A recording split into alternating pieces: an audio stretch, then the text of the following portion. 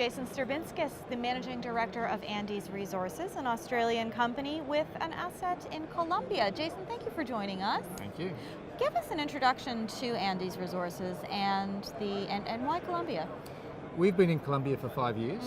We chose Colombia because it's one of those few geographic regions in the world that presented a unique temporary opportunity. If you look at the whole of South America, you see the spine of South America with numerous copper-gold discoveries all the way up, and then you get to Colombia and to some degree Ecuador, and there are far less discoveries. And that's not geologically. There's no geological reason why there should be less discoveries. It's purely because of recent decades of turmoil meant there was no geology or exploration in the area. Yeah.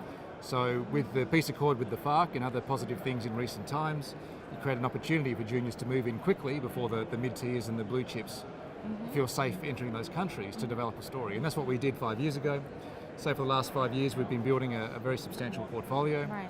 So at the moment we have 800 square kilometres of prime gold real estate, and we're starting now to drill through those targets.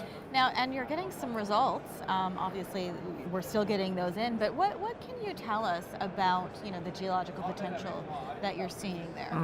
Well, this 800 square kilometre portfolio is a cohesive portfolio. It's not postage stamps hoping for strike extent of somebody else's discovery. We own this whole province. In fact, if you were to draw a 30-kilometre radius around our portfolio, you would encounter some 65 million ounces of gold discoveries, copper-gold equivalent, gold equivalent discoveries in this region. So it's very, very prime real estate.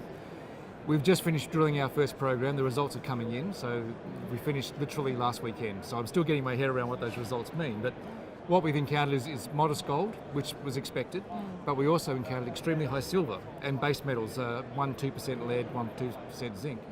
That caught everyone by surprise, embarrassed the geologists a little bit because that wasn't what was expected. So I've said, over the last 2 weeks, you need to explain why we're seeing so much silver. And it's an interesting interpretation that's gaining some weight at the moment, and that is that as you grade out from major discoveries like a porphyry, copper-gold porphyry or something, you see gold dropping off and you see silver coming up and lead and zinc emerging. So the current thinking is that what we've drilled through at this very edge of this large corridor of mineralisation is the edge of a large system. So based on that indicator and some other indicator elements and various other signatures, we're now going to move south and drill 2 kilometres south, and hopefully we'll be closer to the gold portion of this major corridor. Right.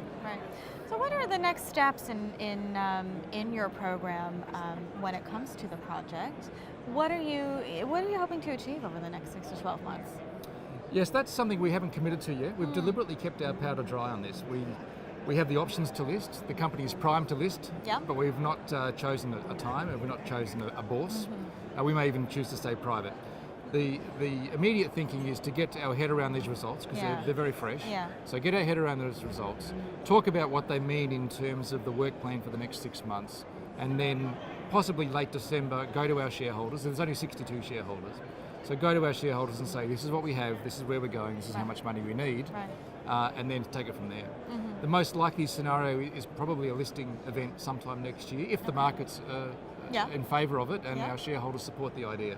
But we have some strong backing. We have Sandfire Resources as a major shareholder and some other very significant shareholders in that group of 62.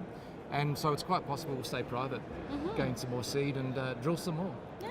As you can do, exactly. Well, it's one of the luxuries of being private. We have that flexibility. And finally, Jason, we started by saying it's an Australian company with a project in Colombia, but you had said you're really the only one based in Australia and most of the team is in Colombia. Why is that important?